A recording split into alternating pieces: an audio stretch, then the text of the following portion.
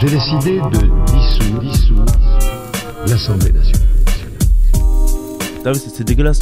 Déjà, ce système de conseil d'orientation, c'est dégueulasse. C'est quoi? C'est qui les a orientés, ces gens-là? Bah, c'est ça, c'est la phrase de Nekfeu qui a conseillé la conseillère d'orientation. Ah bah voilà, bah tu vois, Ouais, tout simplement. C'est exactement ça. Bah il a raison. Qu'est-ce qui a conseillé ces gens-là? Ouais, Non, mais c'est n'importe quoi. C'est n'importe quoi. En vérité, moi, je dis, ce qui m'a éduqué, moi, c'est déjà ma cité, là où j'ai grandi. Ouais, c'est Tout les simplement. stars. Moi, j'ai grandi dans un petit microcosme, tu vois, en vérité.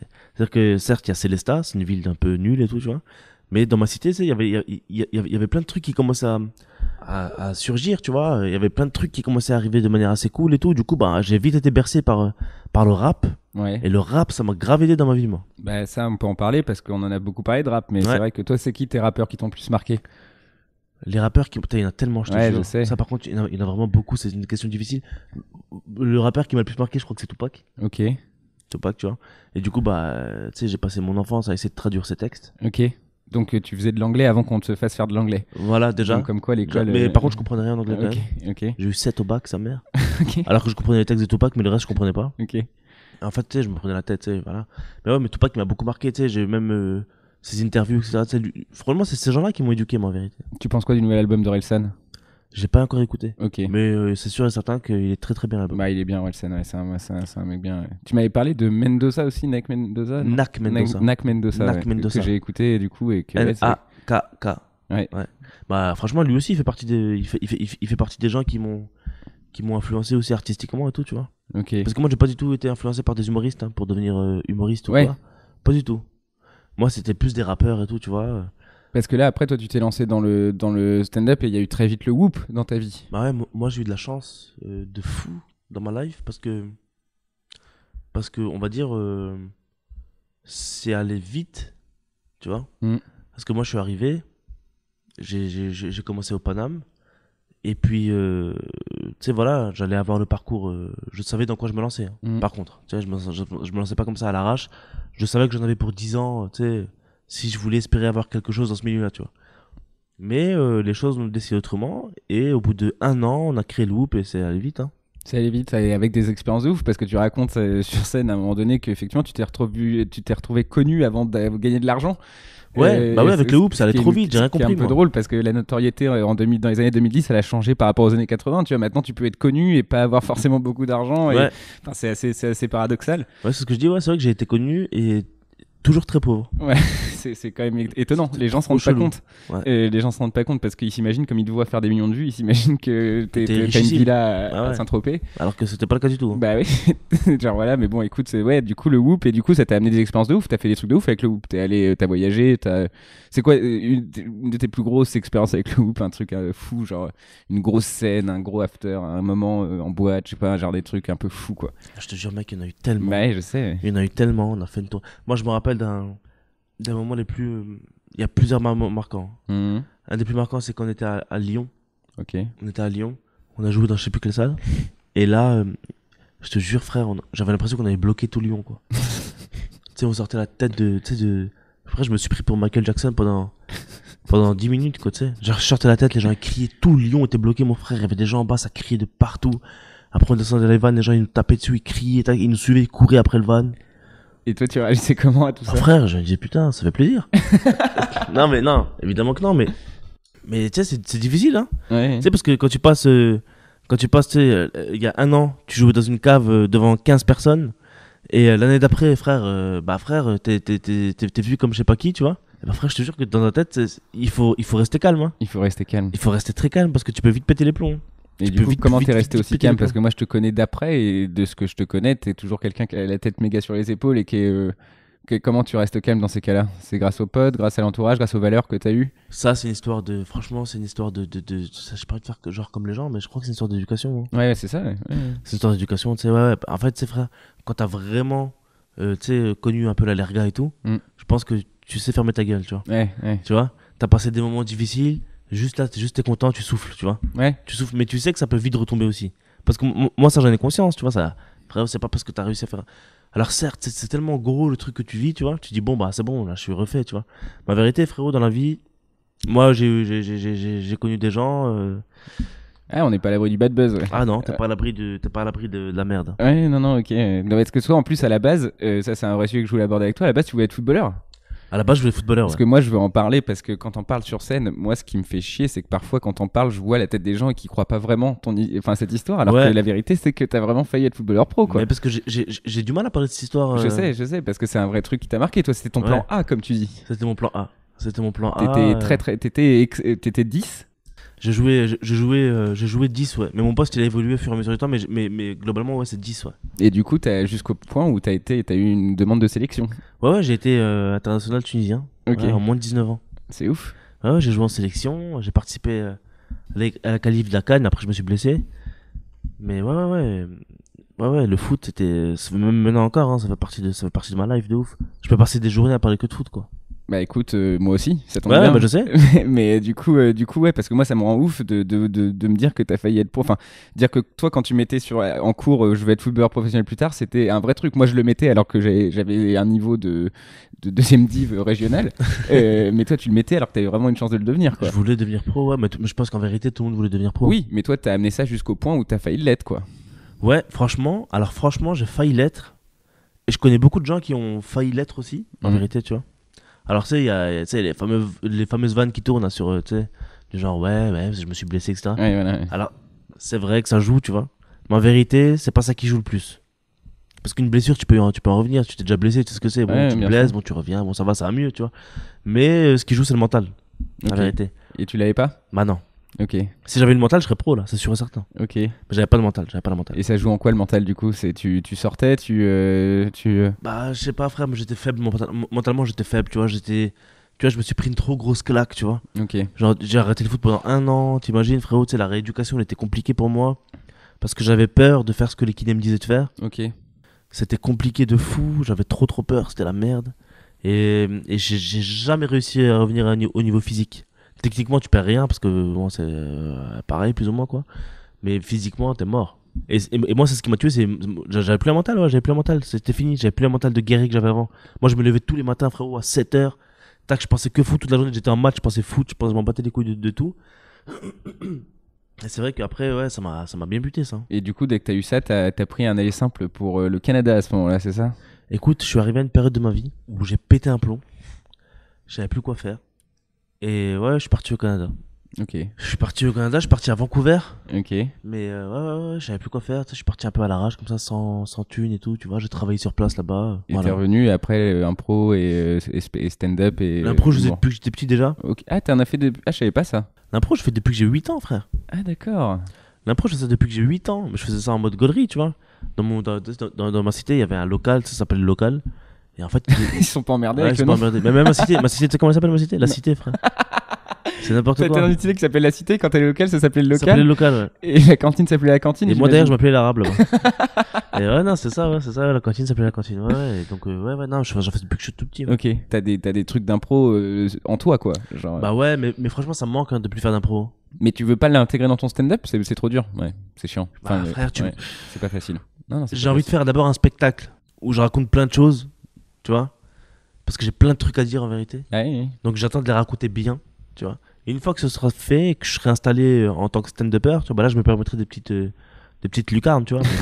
Pour l'instant, on n'y est pas. Ok. Dans le spectacle notamment, tu abordes un sujet que j'aimerais aborder parce qu'on on est né dans la même année, 89, et Ouais. moi je suis, enfin toi t'es marié et moi je Ouais. suis à 2000 ans, je pense, d'être marié. Je pense Ouais, que tu sais pas, frérot, tu sais pas Louis. on sait pas. En plus, toi, je te connais. Je sais pas comment ça se passe avec toi. C'est genre en mode après-demain je peux être marié, tu penses? Pas après-demain. C'est sûr que tu vas réfléchir à ton truc. Ouais. Mais ça se trouve, dans 1 an, t'es marié. Et ben, On peut pas savoir. Genre, non, je suis chaud. Tu tombes sur une meuf, là, tu deviens. Tu sais pas. Non, je suis. Bah écoute. Moi, je pense qu'il faut pas louper les occasions, frérot. Ça, Là, c'est un conseil que je te donne. Si jamais tu tombes sur une fille bien, Ouais. pourquoi perdre ton temps? Mais non, mais t'as raison là-dessus. C'est quoi la vie maritale à 27 ans? C'est ouf parce que tu dis que tu t'es marié jeune quand même pour Je me suis marié jeune, ouais. Bah écoute, c'est super. C'est super. Moi, j'ai toujours voulu me marier. moi. Ouais, c'est sais ouf. Depuis que je suis petit, je me marie. Je dis, ouais, moi, dès que je trouve une fille bien, c'est sûr et certain, je me marie. Ok. Tu vois? Et du coup, t'as trouvé. Du coup, non, bah, tu sais, avec ma femme, ça allait vite. Hein. Je le dis dans le spectacle aussi, on s'est marié très vite. Hein.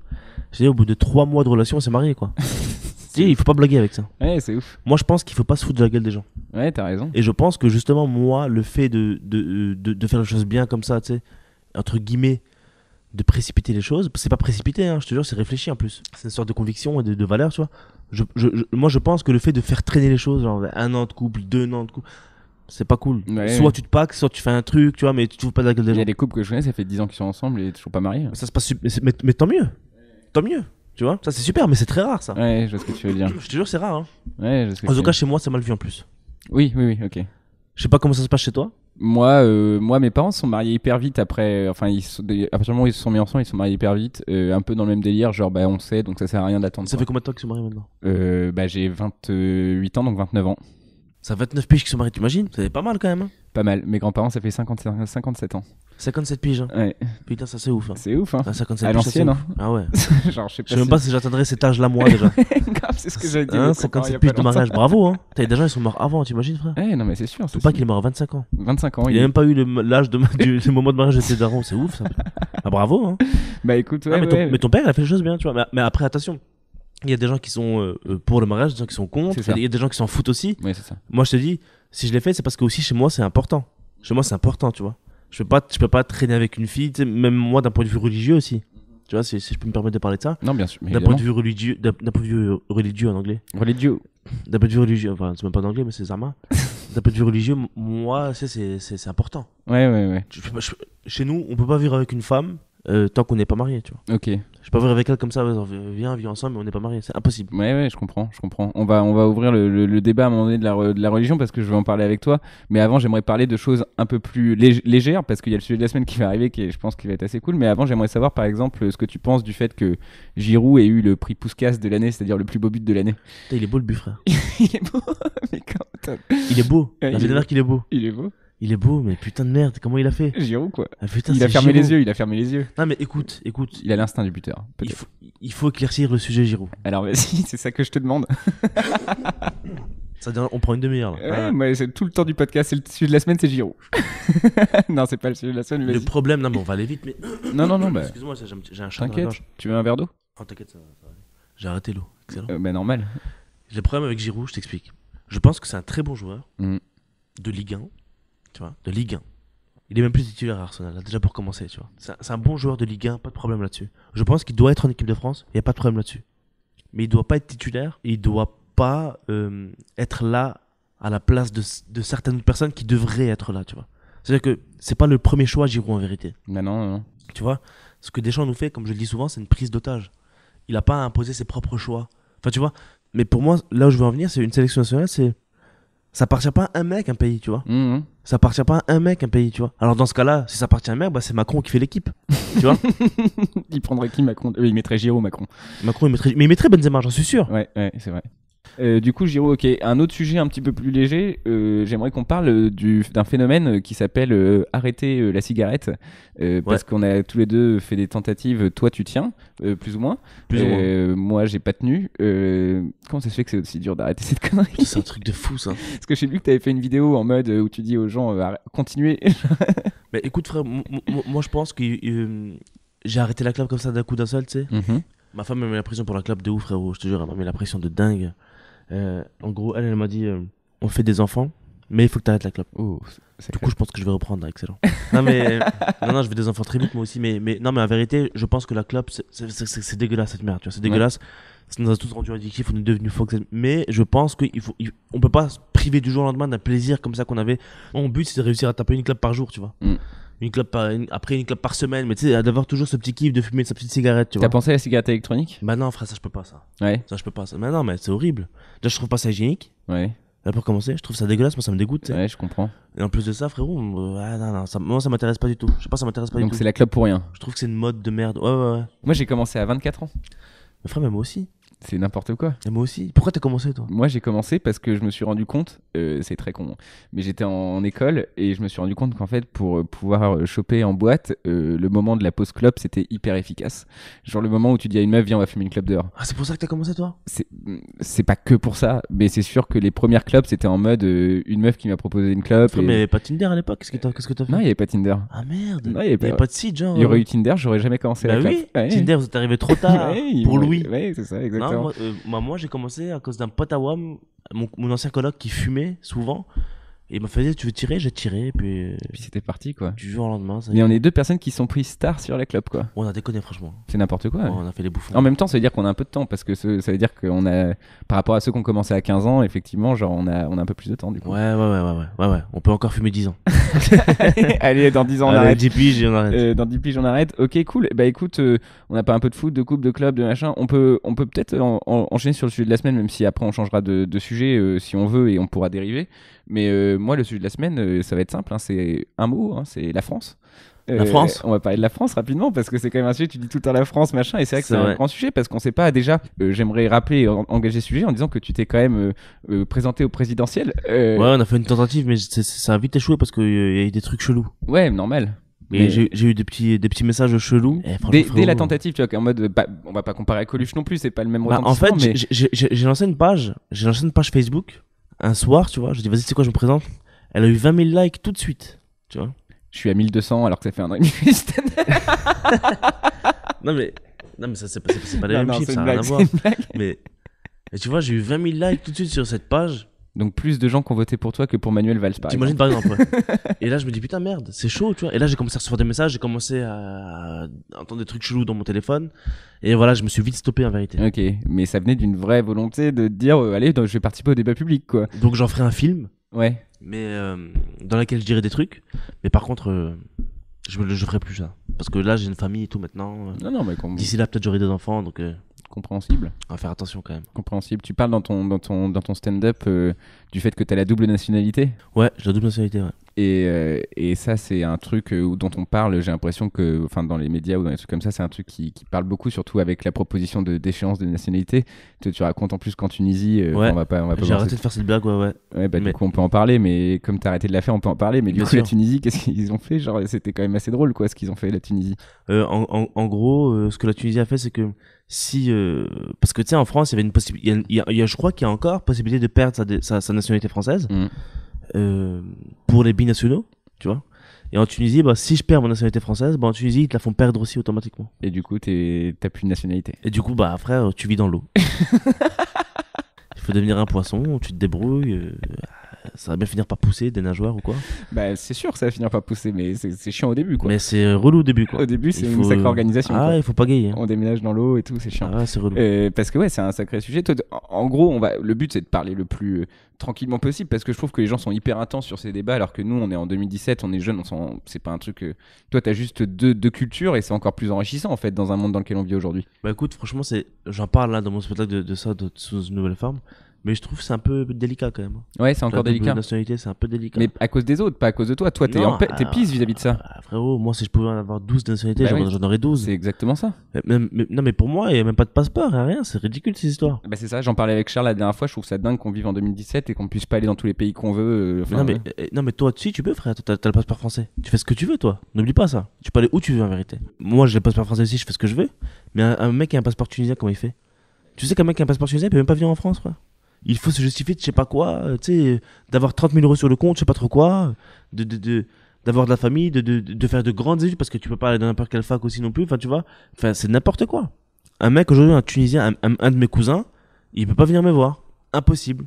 Il lui faut un contrat de travail encore, ça marche plus comme ça, c'est très très compliqué pour un mec du DB de venir ici en France, c'est impossible carrément.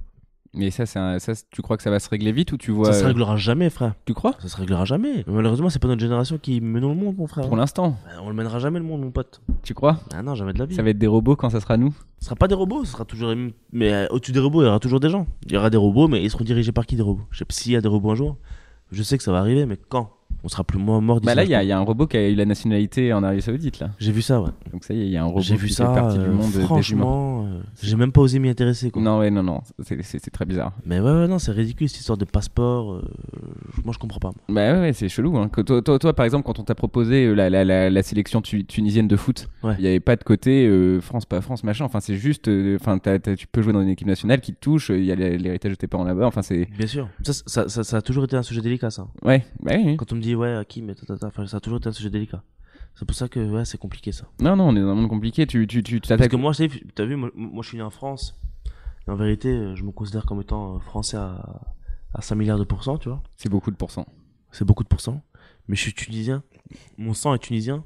Et je me considère comme étant tunisien à 5 milliards de pourcents aussi, tu vois. En vérité, je me considère. Putain, en vrai, je m'en fous de la Tunisie et de la France, quoi. Tu vois. Mais c'est ça, mais c'est exactement ça le projet. C'est qu'en fait, moi, c'est exactement ça que je veux dire. C'est que moi, je viens du Berry, par exemple. Ouais. Bah, j'ai le passeport français, mais j'ai pas eu du tout la même vie qu'un mec qui vit à Paris, tu vois. Genre, ça par me exemple. J'ai de mes 0 à 18 ans, je connaissais 800 personnes max. Enfin, j'avais croisé 800 personnes dans ma vie, tu vois. Et je suis arrivé à Paris, j'en ai vu 800 en 10 minutes dans le métro. Enfin, tu vois, genre, j'ai pas eu la même vie qu'eux. Et du coup, j'ai le même passeport qu'eux, mais en fait, quand tu es dans le Berry ou à Paris, d'avoir le même passeport que quelqu'un, t'as juste eu une vie différente en fait. C'est un truc de fou. Hein. C'est trop chelou. Mais Paris, c'est pas la France en vérité. Bah ça ouais, beaucoup de gens en parlent. C'est Paris et le désert français. C'est le côté où en mode tous. Ouais. Paris, c'est pas la France. Hein. La France, c'est ta région à toi là, le Berry, c'est l'Alsace, tu vois. C'est le Sud. Enfin, c'est tout ça la France en vérité. Paris, c'est les gens qui essayent de s'adapter à Paris en termes d'humour, par exemple dans notre métier. Bah, pour moi, ils ont rien capté ces gens-là. Parce que c'est pas ça la France. C'est pas comme ça que tu vas attirer les gens dans tes spectacles, c'est pas comme ça. Et puis de toute façon, frérot, il faut pas chercher à viser tel ou tel type de population, il faut juste faire ce que tu kiffes. Mais en tout cas, il y a des gens qui ouais, si tu réussis à Paris, tu réussis partout. Non, frérot, ça marche pas comme ça. Ouais. Non, il faut parler à tout le monde, tout ça, c'est mort. Pour parler à tout le monde, il faut être conscient d'une réalité qu'effectivement que la France c'est pas que Paris et qu'effectivement c'est. Non, c'est vrai que c'est un sacré débat. Tu parles beaucoup du Front National dans tes vidéos, qui est quand même un parti politique quand même mystique. Un peu mystique, hein. Et qui là je crois là il est un peu endormi là en ce moment là. Je crois qu'on n'entend plus trop parler d'eux là. Je crois que c'est chaud même. Hein. Ouais. Il y a Philippot qui a taillé, je crois. Exactement. Mais moi je trouve, je voulais juste en parler vite fait dans le sujet de la France, c'est le côté. Je trouve ça fou qu'aujourd'hui c'est devenu une alternative crédible pour un certain pourcentage de Français, quoi. Genre c'est-à-dire que, on était au Paname ensemble dès qu'on a vu que Le Pen était au deuxième tour. Si les gens croient que c'est juste devenu normal, non. Quand on était là, il y a eu des réactions de choqués, même si on nous l'annonçait depuis 6 mois que c'était comme ça que ça allait être. Au moment où tu le vois, c'est différent, quoi. T'es là en mode wow, ok, c'est une réalité, quoi. Mais en même temps, tu sais, la France, on n'a pas basculé à droite, hein. T'as vu ? Ouais. Parce que frérot, tu sais, il y a des pays comme l'Autriche, etc. à côté, qui ont basculé l'extrême droite. Exactement. Moi, je dis respect. Parce que mine de rien, il y a trop de gens qui ouais, la France, n'importe quoi, c'est raciste. Franchement, je suis pas d'accord avec ça, moi. On est un des seuls pays qui a pas basculé très à droite, hein. Non, exactement. Regarde les États-Unis comme c'est parti en couille. Non, la France, respect, mon frère. La France, c'est un des pays les moins racistes que je connaisse. Les gens parlent souvent de racisme dans leur spectacle en France. C'est vrai qu'il y en a, évidemment. On a tous été victimes à un moment donné d'un truc un peu mystique. Mais la vérité, c'est que la France, c'est pas si raciste que ça. Hein. Par rapport à les États-Unis, t'as Donald Trump, par exemple, c'est cinglé, quoi. Genre, Ouais. Après, bon, j'ai entendu parler comme quoi il y a eu des chiffres un peu trafiqués mystiques. Mais... Ouais, non, mais il est fou, ce mec, ouais. Mais en tout cas, quoi qu'il en soit, on a été sauvés. Nous, en France, on n'a pas fait les choses cheloues, quoi. Bon, et du coup, grandir à Célestat, c'était comment ? Franchement, frérot, là, maintenant, je kiffe aller à Célestat. Ouais. Et je kiffe me remémorer mes moments chiants, tu vois. Mais, honnêtement, ça, par contre, ça, c'est le problème, ça. Des villes qui sont pas Paris. Ouais. C'est ça, frérot. Le problème, c'est que, franchement, c'est difficile. Il faut faire des trucs pour les gens, là-bas. Il faut faire des trucs pour les gens. Il faut qu'ils respectent les gens. C'est impossible de grandir dans des conditions pareilles. Parce que l'ambition, elle est absolument inexistante. L'égalité des chances, les opportunités, tout ça. C'est impossible. Ouais. Je te jure que c'est pire que la cité. Mm. Je préfère 10 fois grandir dans une cité comme Grigny, dans le 91, juste à côté, là. Tu sais, qui craint sa mère et que c'est compliqué, il y a des meurtres et tout, c'est chaud. Mais que à Célestat. Parce que Célestat, c'est une cité. Mais frérot, mais c'est trop éloigné. C'est horrible. Je te jure, c'est horrible pour un jeune, c'est horrible. C'est impossible. C'est impossible. Toi, tu parlais de quand t'allais à Strasbourg, parfois, effectivement, en train. Ah ouais, moi je passais mes journées à Strasbourg, du coup, tu vois. Même Strasbourg, c'est cool et tout, tu vois. Évidemment que c'est cool, mais frérot, tu sais, quand Célestat, c'est loin Strasbourg aussi, hein. C'est loin, en fait ? Ah, c'est relou, hein. Ok. T'as quand même 1 heure de route, quoi. Honnêtement, maintenant j'ai des bons souvenirs et moi, en fait, c'est là où j'ai été peut-être fort mentalement une fois dans ma vie, c'est que j'ai eu plein de trucs dégueulasses dans ma vie en termes de foot, etc. Du coup, c'est vrai que j'étais pas prêt mentalement à ce moment-là, mais ça m'a forgé mentalement pour la suite. Et j'ai su qu'il fallait quitter cette ville pour réussir quelque chose, mais t'es mort. Ok. Et du coup, on est 2 personnes, je pense, quand on est arrivé à Paris, on a halluciné nos races, quoi. Genre, c'est quand même un monde différent, quoi. Je raconte souvent ma première expérience à Paris, c'est je descends du train d'Austerlitz. Et il y a une dame qui descend son caddie dans les escaliers et je lui prends son caddie naturellement pour l'aider. Et elle m'a chopé le bras, elle croyait que je lui volais son caddie, tu vois. Oh, putain. Et j'étais là en mode, meuf, genre, je voulais juste t'aider. Genre, Tu racontes ça sur scène? Tu dis pas ça? Je le raconte pas encore, non, mais c'est marrant ça. Ouais, c'est ma première expérience à Paris, quoi. Putain, c'est dégueulasse. La meuf a cru que j'allais lui voler son sac. Et moi, je dis non, mais moi, je viens du Berry. Dans le Berry, on est de tout le monde, en fait. Genre, je sais pas ce qui se passe dans ta tête, mais. Et c'est vrai que c'est deux mondes différents, quoi. Quand t'arrives à Paname, c'est vraiment deux mondes différents, quoi. C'est vrai que c'est un truc de ouf. Hein, ouais. Moi, je me rappelle plus trop de mes premières expériences, mais c'est que j'étais choqué. Ouais. Et là, aujourd'hui, d'être un mec. Enfin, là aujourd'hui, t'es un peu sollicité, tu peux parler, t'as de la parole, tu fais des vidéos qui sont pas mal vues, tu fais des choses comme ça. Est-ce que tu as un côté, une conscience de, du coup, je vais amener ma parole vers quelque part, enfin, donner du sens à ce que tu dis et aiguiller un peu les gens, etc. Ou tu penses plus à être drôle d'abord et puis le sens vient après? Moi, évidemment, tout ce que je fais, j'essaie de donner une direction. J'essaie de donner une direction, j'essaie de garder la même ligne conductrice, quoi, tu vois. C'est quoi cette ligne?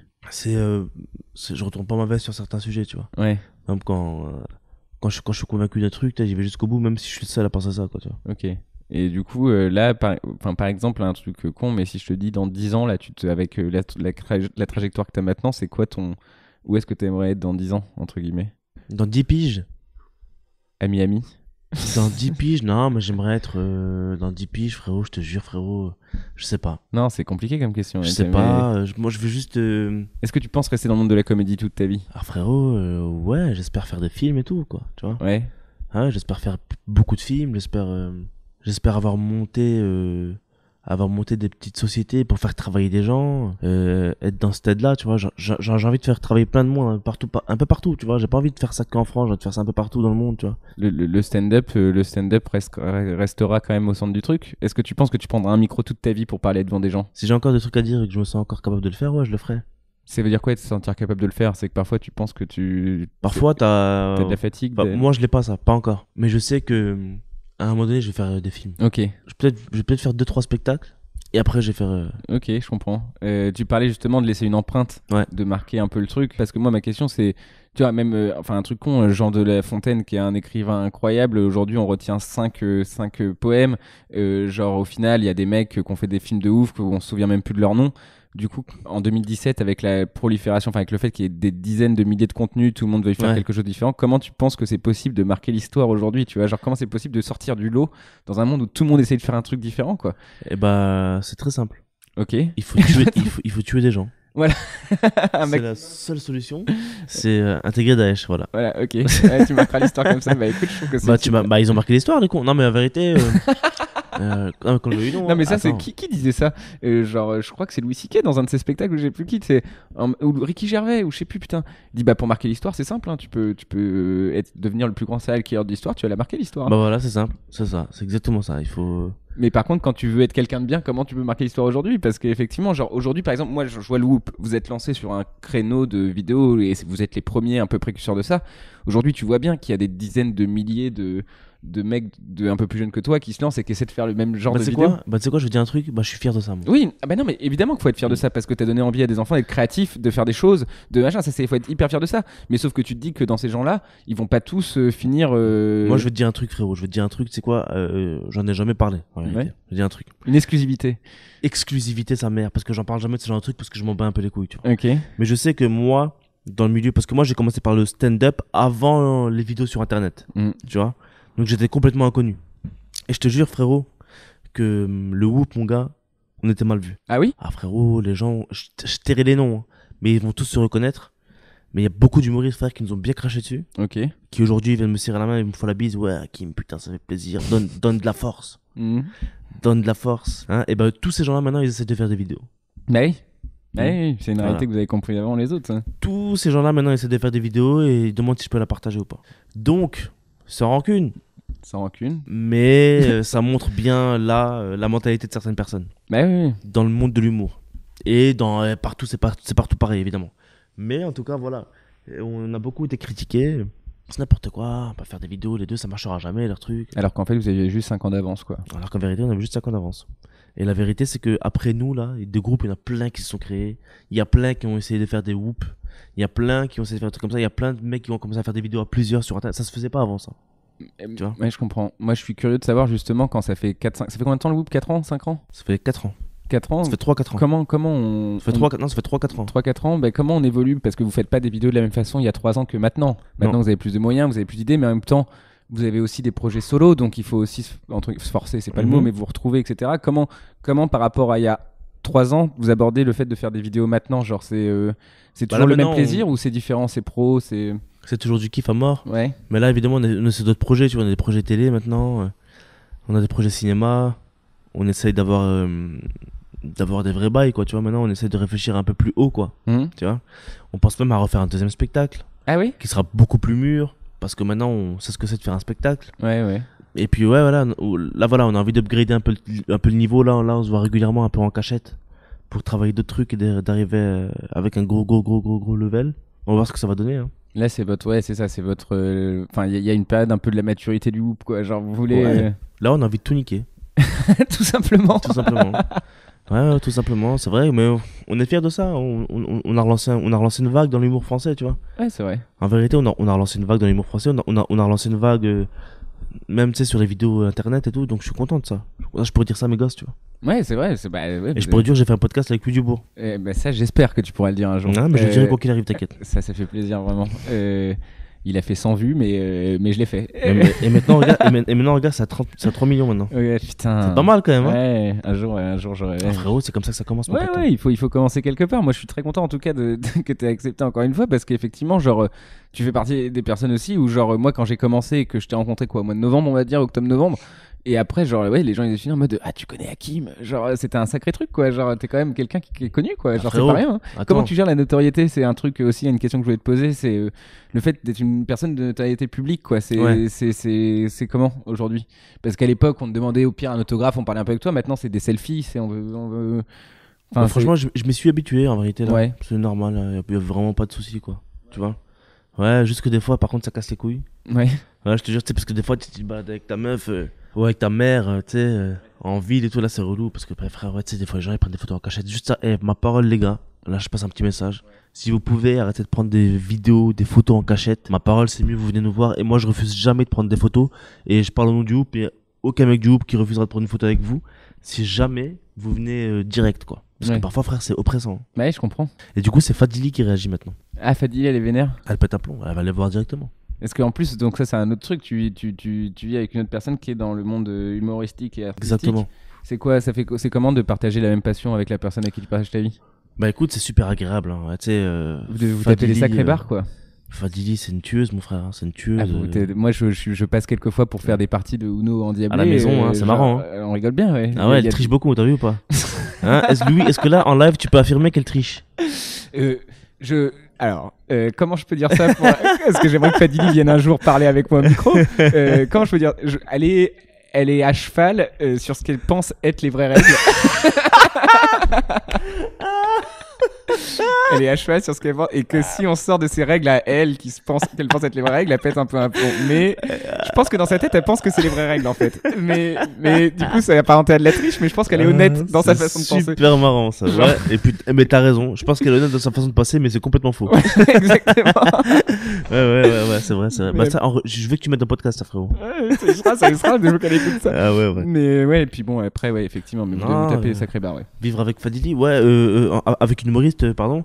Bah écoute, c'est super agréable parce que elle et moi en plus on a un humour un peu différent. Ouais. Tu vois?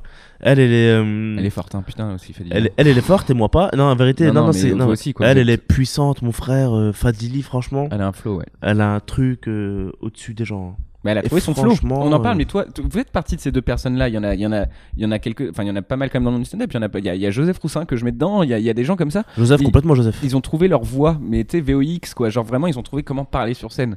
Moi, pour l'instant, on sent que je suis encore un peu hésitant. Enfin, ça s'améliore, je progresse, mais on sent que j'ai pas encore trouvé ma voix, le truc qui va faire que je parle comme ça. Toi, Fadili, il y a Joseph, enfin je pourrais en citer plein. Hein. Il y a Paul, il y a des gens comme ça. On sent qu'ils ont trouvé leur voix quoi. Et ça doit être très agréable quoi. Après, t'as plus qu'à brainstormer. Et comme en plus vous avez des univers différents avec Fadili, vous devez avoir des sacrés brainstorming quoi. Bah écoute, ouais, est-ce que tout vous fait rire la même chose ou vous avez pas du tout frère, pas du tout. Ouais. Mais pas du tout. C'est ça qui est marrant, pas du tout. Tu bides devant Fadili? Non, bah ouais, ça m'est déjà arrivé de bider devant elle évidemment. Mais non, mais on n'a pas le même humour dans le sens où parfois elle rigole à des trucs et ça m'énerve limite quoi. Ouais. Tu vois, je dis comment tu rigoles à ça putain? Comment ça se fait, tu vois? Okay. Et moi pareil en vérité. Mais sinon, globalement, on a quand même le même délire. Il y a des trucs sur lesquels on va rire, nous, et les gens vont pas comprendre. Ok, ouais, bah ça c'est important ça.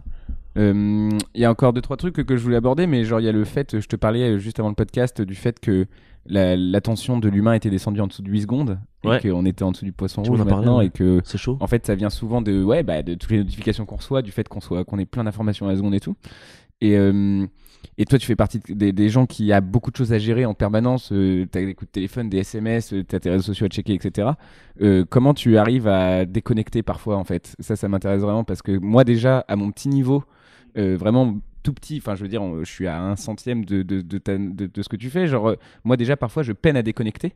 Je peine, tu sais, je vais me retrouver le soir et je vais rechecker mon Facebook pour la 3e fois dans les 15 minutes. Je me dis, mais pourquoi tu fais ça, Louis? Il s'est rien passé forcément. Qu'est-ce que tu crois? Je ne déconnecte pas, mon cher Louis. Ah, tu déconnectes pas? Franchement, si en vérité, je déconnecte. Quand tu dors. Je suis avec mes nièces. Ah oui, ok.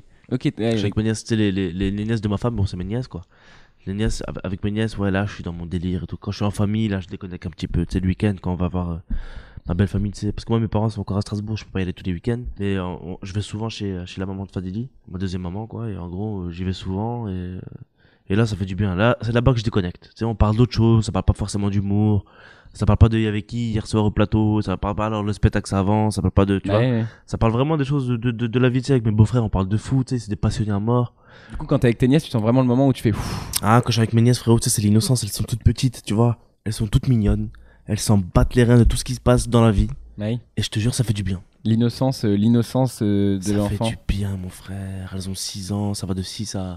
Non, ça va de 4 à 16 piges pour la plus grande.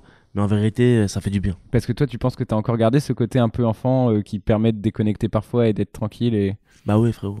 Ouais. Bah ouais, frérot. Mais tu peux demander. C'est quoi devenir un adulte pour toi? Genre en 2017? C'est très chelou parce que moi je pense qu'on nous a pas donné les codes pour devenir un adulte. Je sais que mes darons ils avaient une espèce de notice à l'époque de nos darons. Tu sais, ils savaient genre bah voilà, je vais avoir un boulot et puis il faut que je me trouve un conjoint et il faut que j'avance, je fasse des enfants. Et nous j'ai l'impression qu'on a plus trop de notices. Tu vois ce que je veux dire? Genre j'ai l'impression qu'on arrive dans le monde aujourd'hui, on a 25 ans, 26 ans, 27 ans. Moi je viens d'en avoir 28. Je vis en coloc, j'essaie de faire du stand-up, il se passe des choses, mais tu vois, j'ai pas l'impression d'avoir un chemin de vie qui est tracé comme mes darons l'avaient, tu vois, donc on est obligé de s'adapter tout le temps. C'est peut-être ça être en marche finalement. Mais ouais, bah ouais, frère, bah tu sais quoi, tu vas être élu président, moi je te le dis. Non, mais t'as tout résumé, je suis d'accord avec toi, frère. Je peux même pas, j'ai rien à rajouter là-dessus parce que je suis d'accord à 100%. Toi, tu penses que t'es un adulte? Ouais, franchement, je pense là. C'est depuis, t'as eu un déclic? Je pense que je suis un adulte. Hein. Moi aussi, je pense. Ouais, tu penses pas toi? Bah, je paye mes factures, mais parfois avec un peu de retard, quoi.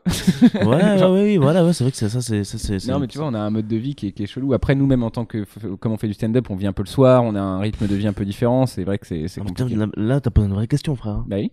C'est marrant. C'est une vraie question, ça. C'est un truc où il faut peut-être se prendre un temps. Moi, j'ai senti que, je vais te donner l'anecdote, j'ai senti que j'étais un adulte. Vraiment, le vrai tournant, c'est le jour où j'ai encadré ma première photo. Je pense que quand tu prends une photo et que tu mets un cadre dessus, t'es un adulte. Là, c'est pas un adulte, c'était foutu, là. Ouais, je crois que Ah ouais, t'es dans un délire mystique, là. Ouais, encadrer une photo, je crois que c'est un vrai geste d'adulte. Moi, adulte. Putain, c'est quoi? Parce que quand on fait des Uno avec Fadili qui triche pas mais triche, c'est pas, on n'est pas des adultes à ce moment-là. Écoute, non, moi je vais te dire une vérité aussi.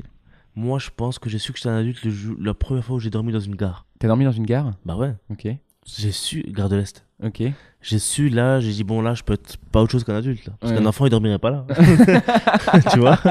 Donc là, j'ai su que j'étais bon bah t'es adulte mon frère. Ouais, il va falloir ça. Ouais, en fait, être un adulte, c'est peut-être avoir la notion qu'il va falloir se démerder quoi. Ouais, je crois que c'est ça. Il faut se débrouiller, là t'es un adulte. Ça peut arriver à 14 ans, ça peut arriver à 17 piges, ça peut arriver à 22, 23 piges, mais en tout cas, quand tu dois te débrouiller solo, là, t'es un adulte. Ouais, c'est un sacré débat. Ouais, genre, toi, est-ce qu'il y a des news là récentes qui t'ont marqué un petit peu, là, que t'as envie de partager ou des trucs comme ça que t'as vu Bah, attentat hier à New York. Ouais, attentat hier à New York, c'est fou. Est-ce que Putain, c'est marrant la relation qu'on a maintenant à ces news là?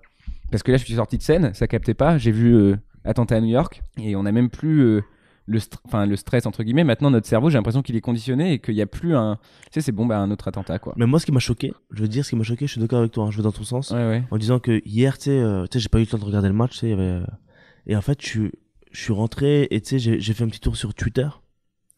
Et là, je voyais que les top tendances, les top, c'est ça, top tendances.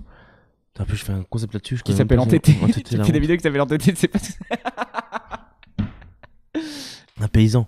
Et ouais, et en fait, j'ai vu que Kurzawa, il était devant New York. C'est-à-dire que le triplé de Kurzawa, il a retenti beaucoup plus fort que l'attentat de New York, c'est ouf. Hein. C'est-à-dire qu'un joueur de foot qui met un triplé dans un match de foot aujourd'hui, bah oui, parce qu'un attentat, c'est devenu banal. J'ai envie de dire un truc horrible, mais c'est beaucoup plus rare de voir Kurzawa mettre un triplé que de voir un attentat en 2017. Oh, c'est grave, mais c'est tellement vrai, quoi. C'est ouf, hein.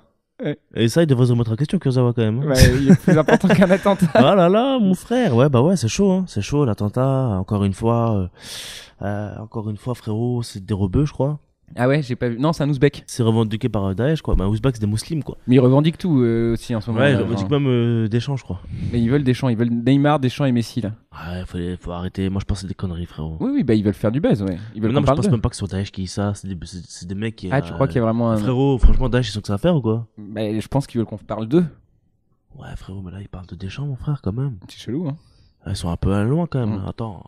Mais du coup, bah, ça amène à un des derniers sujets, mais que je voulais absolument parler avec toi, c'est la religion. Moi, comment j'ai envie de l'aborder, c'est de la différence entre toi et Wam, c'est-à-dire le fait d'avoir la foi. Moi, c'est vraiment ça dans la religion qui m'intéresse de ouf et que j'ai pas.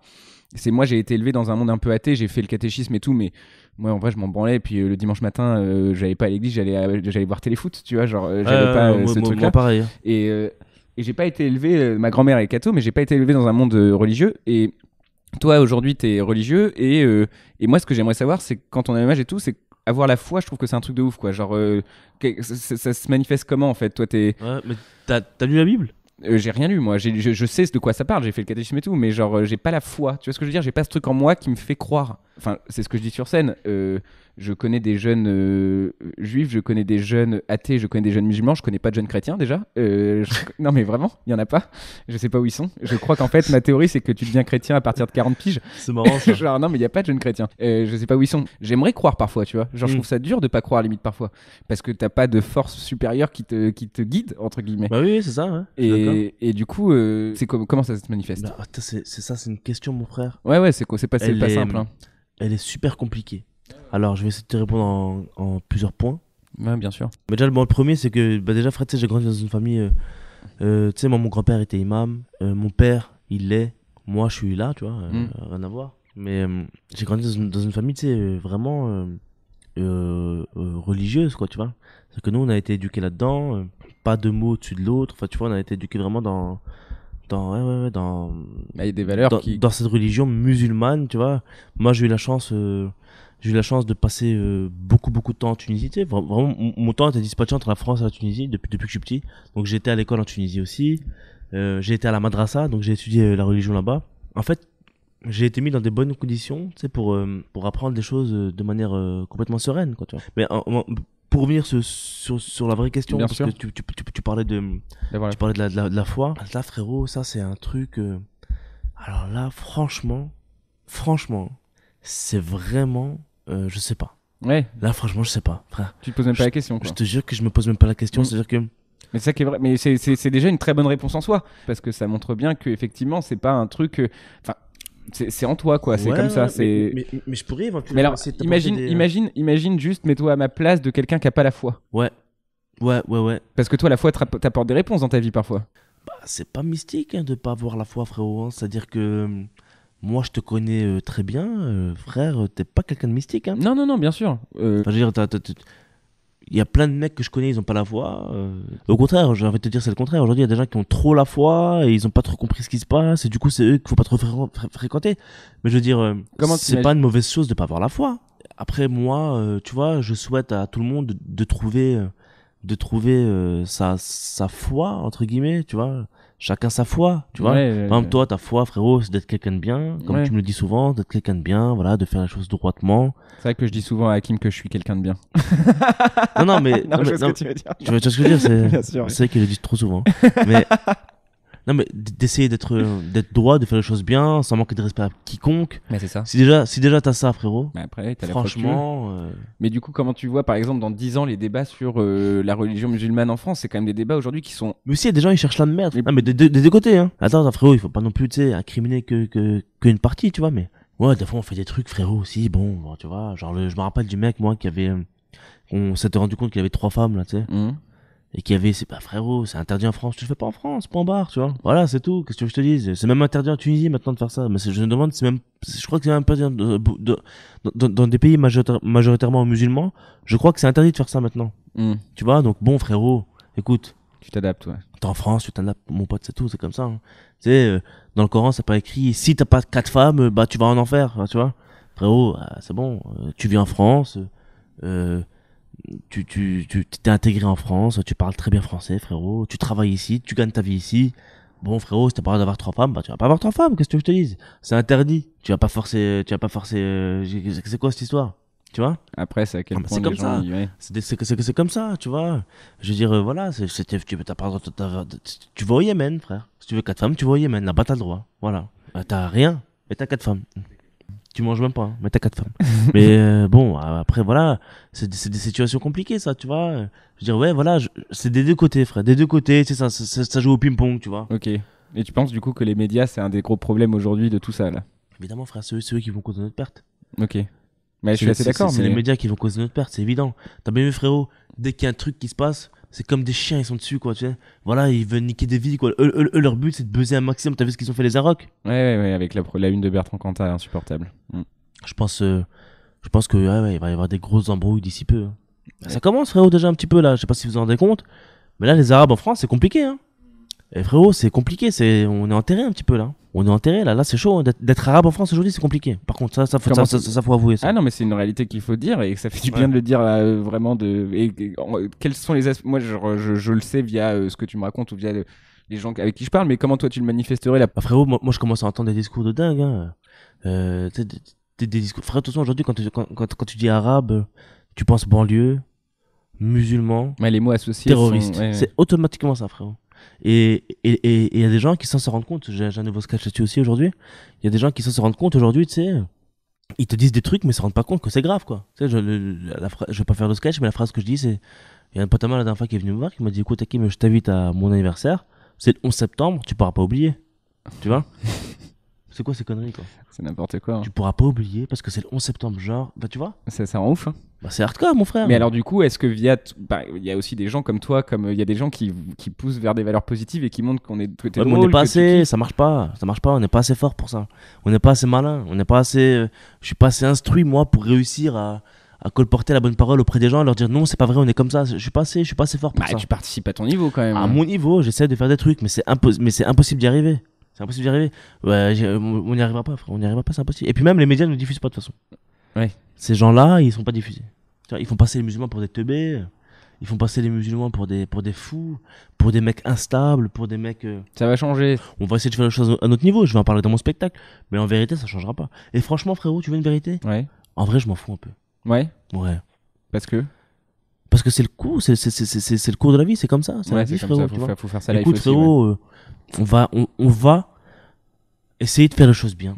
On va essayer de défendre les valeurs, des valeurs un maximum de temps. On va essayer de parler de choses pendant un maximum de temps. On va essayer de défendre les choses à notre niveau un maximum de temps. On va faire les choses bien.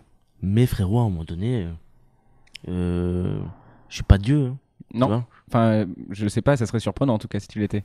Ce serait surprenant. Là, tu me le calerais là. Franchement, moi-même, je serais bien surpris. Bah écoute, du coup, on va essayer de terminer peut-être. J'ai une toute dernière question, mais avant la toute dernière, est-ce que ouais, faut peut-être qu'on finisse sur une note un peu positive. Oui, c'est clair, vas-y, carrément. Hein. C'est clair que c'est pas. Non, mais c'est hyper intéressant. Moi, ce que je veux, de toute façon, c'est avoir une discussion deep où il n'y a pas de filtre et où on peut parler tranquille de choses parce que c'est important d'avoir ce discours-là. Il y a des gens qui l'écoutent pas et il faut qu'ils écoutent un discours de réalité et que ça fait du bien parfois. Et puis, c'est un discours de réalité. Et puis, en même temps, on dit que c'est négatif, mais en vrai, c'est très positif parce que pour moi, tout ce qui est honnête est positif, quoi. C'est-à-dire que c'est juste montrer la réalité d'une chose et c'est important, quoi. Allez, avant de poser la dernière question, on va reparler un peu de blagues, etc. Quelle est une blague là qui t'a baisé le cerveau récemment? T'as vu chasser chez quelqu'un et tu fais wow, le mec il est trop fort, quoi. Écoute, moi je vais te dire une blague qui m'a tué. Vas-y, voilà, justement. Je sais plus qui m'a raconté ça. Bref, c'est un peu trash. Hein. Vas-y. Mais cette vanne-là, elle m'a fait mourir, mon frère. C'est un mec, tu vois, il est dans sa chambre, tu vois, et il se branlait. Ouais. Il se branlait. Ça arrive. Ça arrive. Et après, il dit, j'ai tellement bien branlé ma teub que le lendemain matin, elle s'est levée, elle m'a préparé mon petit déjeuner. Et celle-là, elle m'a tué, franchement, elle m'a tué. Elle m'a tué, parce que j'ai pas l'habitude d'entendre ce genre de vanne. C'est le genre de vanne que j'aime pas trop, moi. Oui, à la base, mais celle-ci, Tu vois, t'a surpris. et celle-là, elle m'a surpris. J'ai dit, oh, le bâtard, c'est vraiment marrant. Ouais, voilà, j'avoue. Normalement, ouais, voilà. Ok, écoute, c'est très bien. On finit sur une blague de tub. Ça fait plaisir. On passe de l'islam à la tub tranquille, t'as vu? Genre tranquille, en transition hyper naturelle. Du coup, dernière question que je pose à tout le monde et que du coup je te pose à toi. Moi, il y a une blague de stand-up que j'aime beaucoup, c'est Norm Macdonald qui parle. Je répète la blague à chaque fois. Si vous écoutez ce podcast chaque semaine, c'est peut-être chiant, mais bon, c'est bien de la rappeler. Il y a Norm Macdonald qui fait une blague sur scène en disant, quand j'étais jeune, j'entendais les adultes dire tout ce que je fais, tout ce qu'on fait, c'est pour la prochaine génération, pour que les prochaines générations soient bien. Et dans McDonald's, il est arrivé, je suis arrivé en tant qu'adulte et je fais ok, donc vous avez fait quoi pour moi? Et là ils ont dit non mais c'est pour la génération encore d'en dessous. Et il dit ah merde, ok, donc en fait c'est un cercle sans fin. C'est marrant. Du coup, qu'est-ce que tu souhaites toi à la prochaine génération, Hakim? Putain, c'est deep, tu peux dire tout ce que tu veux. c'est une bonne question, hein. Franchement, je leur souhaite. Qu'est-ce que tu souhaites à tes enfants qui vont arriver, par exemple? Tu vois, genre, tu veux qu'ils aient quelle vie? Tu vois, genre. Mes enfants qui vont arriver, je leur souhaite de s'accomplir, hein, frérot. Ouais. Je te jure, je peux. Non, mais ça marche bien, c'est de savoir quitter et de s'accomplir, ouais. Ouais, de s'accomplir, de faire ce que t'as envie de faire, tu vois. Un peu le type d'éducation à la Will Smith, quoi, tu vois, qui disait à ses gosses, bon, faites ce que vous voulez. Ouais. Tu vois. Faites ce que vous voulez. Bah, t'as vu, c'est quoi? Ils font ce qu'ils veulent, frérot. Et ils ont tout pété. Parce que il leur a laissé le choix dans leur vie, tu vois. Une liberté artistique, tu vois. Moi, le conseil que je pourrais donner au rampart, c'est frérot, après, moi, je suis pas rampart, hein, mais je sais que c'est comme ça que je vais éduquer mes gosses, tu vois. C'est vraiment, frérot, ça va pas être strict en vérité. Il faut qu'ils captent solo. C'est-à-dire que. C'est intéressant. Par exemple, il y a un truc, moi, ma belle-sœur, tu sais, elle envoie mes nièces, je te jure, mes nièces, frérot, elles ont un nombre d'activités extrascolaires qui est extraordinaire. Elles font du solfège, elles font du piano, elles font de la guitare, elles font de la danse classique, elles font du hip-hop. Elles font tout, frérot. Elles font tout. Elles font du théâtre d'improvisation. Elles font du théâtre classique. Elles font tout. Et c'est ça qu'il faut. Ouais, ouvrir. C'est ça qu'il faut. Il faut faire un maximum de trucs tant qu'on est petit peu. Parce que c'est là que tu emmagasines des trucs dans ta tête, tu vois. Moi, si j'avais pas fait d'impro, peut-être qu'aujourd'hui, je serais pas là. Tu vois? Ici, en train de faire le podcast avec moi. Avec toi et particulièrement.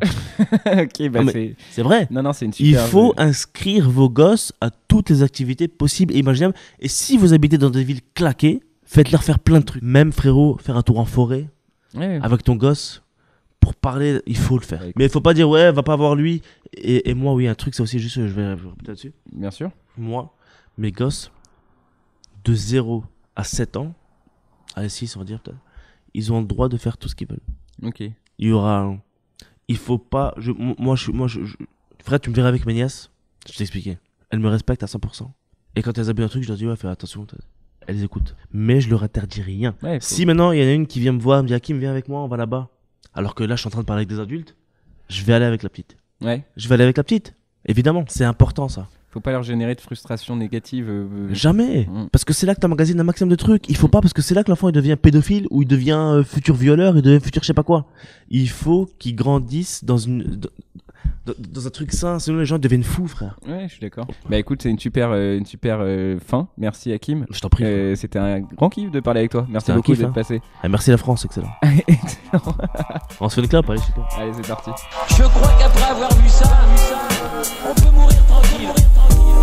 Merci beaucoup d'avoir écouté le podcast jusqu'au bout. J'espère que la conversation vous a plu. En tout cas, moi j'ai kiffé parler avec Hakim pendant 1 heure. J'espère que ça s'en est ressenti. La semaine prochaine, je prendrai un café avec Seb Melia. Seb Melia, qu'est-ce que je vous dise? Moi je suis hyper content qu'il ait accepté. On va beaucoup rigoler, je pense. J'ai pas mal de choses à dire avec lui. Genre, c'est un humoriste que j'aime beaucoup et je suis hyper content qu'il ait accepté mon invitation. Pour ce qui est d'Hakim, Hakim Djemili, vous pouvez le retrouver tous les jeudis et les vendredis au Paname à 21h15, il rôde son spectacle. Vous pouvez aussi le retrouver sur beaucoup de plateaux au Paname et dans tous les plateaux à peu près de Paris. Il a aussi une chaîne YouTube, il va la lancer bientôt je crois. Vous pouvez suivre le Whoop également, enfin bref, il y a plein de moyens de suivre Hakim. Si la conversation vous a plu, de mon côté, j'aimerais remercier également Alicia et John, comme tous les épisodes, parce qu'Alicia et John sont fondamentales dans le lancement de ce podcast. Merci également à Pierre Chagnon à la musique, comme toutes les semaines. Pierre, il fait un gros boulot pour me sortir un son par semaine et j'espère que les sons vous plaisent. C'est des sons qui apparaissent sur ma page Facebook notamment. pour les intros et les outros et pour également les vidéos qui sortent chaque semaine. Également, j'aimerais vous remercier, vous, d'écouter un Café Lossette chaque semaine. Le nombre d'auditeurs augmente chaque semaine. C'est grâce à vous, c'est grâce à vos partages, c'est grâce au fait que vous en parliez. Merci encore à vous là-dessus et n'hésitez pas à continuer à en parler autour de vous parce que bah voilà, c'est un projet qui me tient à cœur, qui aura lieu toutes les semaines. Je lâcherai pas et de ce côté-là, grâce à vous, ça continue à avancer et merci encore pour ça. Et je vous souhaite une bonne fin de semaine et à la semaine prochaine pour un café avec Seb Melia. Je ne veux plus être dirigé. C'est-à-dire, dis donc Louis, tu vas te mettre là et tu vas faire ça. Je ne vois pas pourquoi il me dit ça, il connaît, c'est moi, il n'y a que moi qui peux le sentir. Mais il peut me dire, dis donc, je crois que tu pourrais essayer ça, essayer, d'accord. Les autres, je n'accepte plus là-dedans, fini. Il faut faire des âneries, surtout dans le comique. Et c'est pourquoi il y a tant d'artistes comiques qui sont, croyez-moi aussi, forcément plus forts que moi, et qui sont en bas, en ce moment, je leur souhaite qu'ils remonter, parce qu'ils se laissent diriger par des gens qui ne sont pas du tout compétents pour être dirigés. Supposons un acteur s'amène devant un monsieur qui est baptisé metteur en scène, seul coup il tremble, je ne vois pas pourquoi. Et ce monsieur il dit, bon alors dites donc maintenant, taisez-vous s'il vous plaît, alors, vous allez vous mettre là, vous allez dire ça comme ça, non, boucle là, hein. Vous allez mettre ça comme ça, et vous allez vous mettre là, et vous verrez, comme ça, et on voit, il n'y a rien. Donc, des gens comme Dufilo, des gens comme Jean-Marc Thibault, Roger Pierre, des gens comme Fernand Reynaud, des gens comme De Vos, etc., et j'en oublie, et les meilleurs sûrement, on doit... Qui ? Larry Cole. Ces gens-là, ce sont des auteurs déjà. Un acteur comique est un auteur dans toute chose. On devrait leur dire d'ailleurs, on ne devrait jamais leur donner du texte à jouer, on devrait leur dire, dites, voilà une situation, vous allez m'écrire votre texte. Écrivez-moi votre texte, vous allez nous dire comment vous voyez, et puis le conseiller, les diriger tout doucement